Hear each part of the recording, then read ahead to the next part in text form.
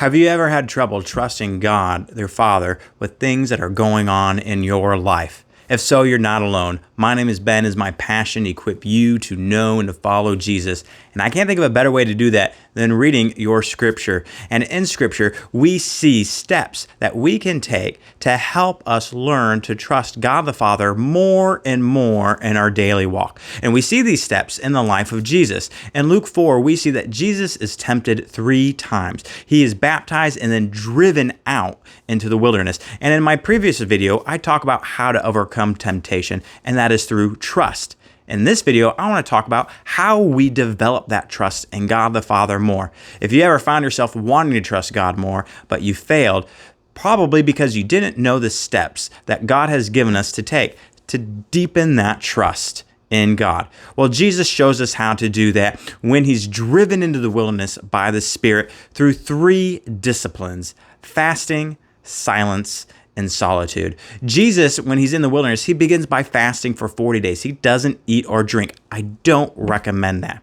But what Jesus is doing is he's learning to deepen his trust in the Father. He's deepening his trust by relying on whatever his Father gives him or doesn't give him. Fasting is one of those practices that help us deepen our trust with God, whether it's fasting for a meal or 2 meals, or maybe it's fasting from your phone or technology. Fasting can be an opportunity for you to deepen your trust with God. I encourage you to try that.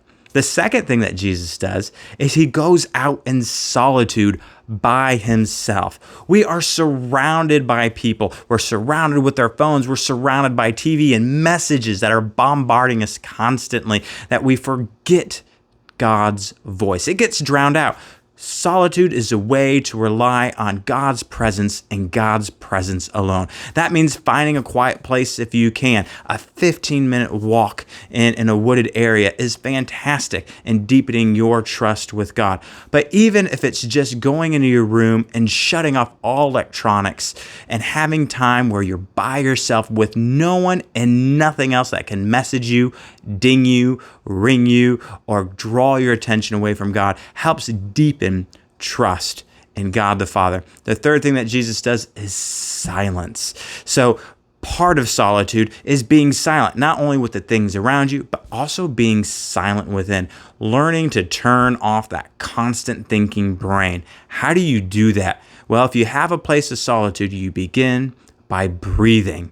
I know you already are breathing, but what I mean by breathing is deep, slow, full breaths. You concentrate on your breaths and you begin letting go of everything else around you, and you begin silencing your mind.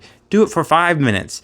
Don't beat yourself up. It's a practice. It's something you do at the level you're ready to do it. And when and if you're ready to do it longer, you go ahead and do that. So fasting, solitude, and silence are always, Jesus shows us how we can deepen our trust in God the Father.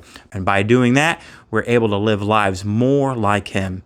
I hope this has been helpful. If so, please like and subscribe. And in our next video, we're going to talk about how Jesus refocuses those temptations, that negativity, into something positive.